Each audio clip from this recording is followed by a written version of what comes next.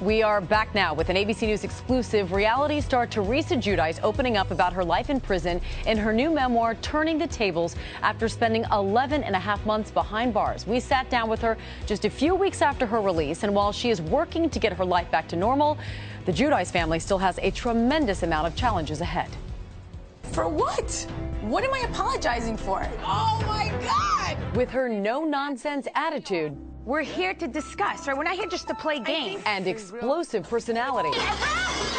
Teresa Giudice shot to stardom as a real housewife of New Jersey. But beneath it all, authorities say there was a different reality. A federal investigation into the Giudices concluded their opulent lifestyle was partially funded by ill-gotten gains.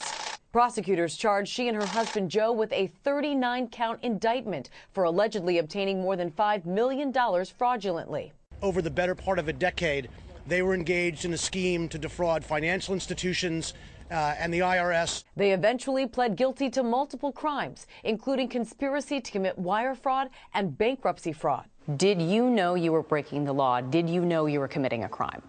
Definitely not. I didn't know I was committing a crime. The government saw it differently. I got sentenced. I got served time. And she began that sentence on January 5th last year, turning herself into a federal prison in Danbury, Connecticut, to serve 11 and a half months behind bars. You went from Teresa Giudice, the reality star, the wife, the mother, to an inmate number. How did that feel? It broke my heart because, you know, I was always growing up the good girl, always did everything right. Do you remember your inmate number? Yes. 65703-050. And her life as an inmate was a far cry from the one we see on TV. Your life was stripped down to the bare minimum. No makeup, no purses, fancy clothes. What was left when you were there in prison with all of that removed? It was Teresa Giudice. The person that I am. Everything that you just said, I don't need any of it. I was fine just being just who I am. Some people would say, oh, you know, you had it easy. You went to Danbury. It's like being sent to the country club of jails. How would you describe your incarceration? It was no country club, trust me, at all. I mean, there was mold in the bathrooms. There was not running water constantly. The showers were freezing cold. It was hell. It was like, you know, it was definitely living in hell. What was the worst part about the experience? Was just it being away from my daughters and, you know, Joe? That's the worst part.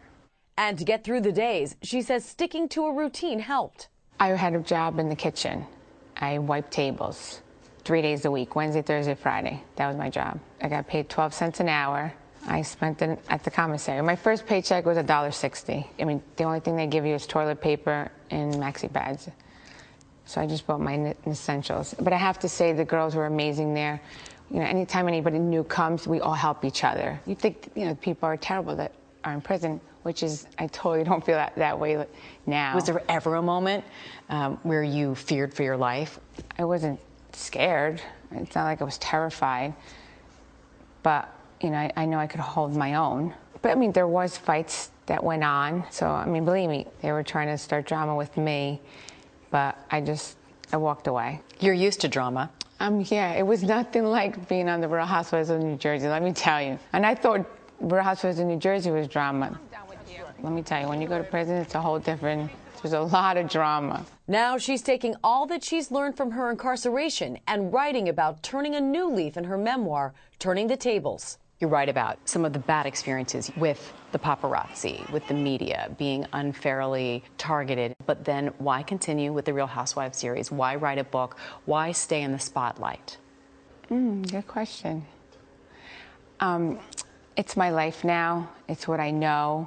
And I live in New Jersey. I don't live in Hollywood, so the paparazzi is not always staked out of my house. During this legal situation, that's where the paparazzi came around a lot more. Your husband, Joe, is now facing 41 months in prison. There's also the possibility that he could be deported. Would you move to Italy with the girls if that ended up becoming reality? We're just taking one day at a time. I'm just, you know, happy to be home. We're just enjoying every moment, like living in the moment. We really are. And you can see more of my interview with Teresa tomorrow night on Nightline.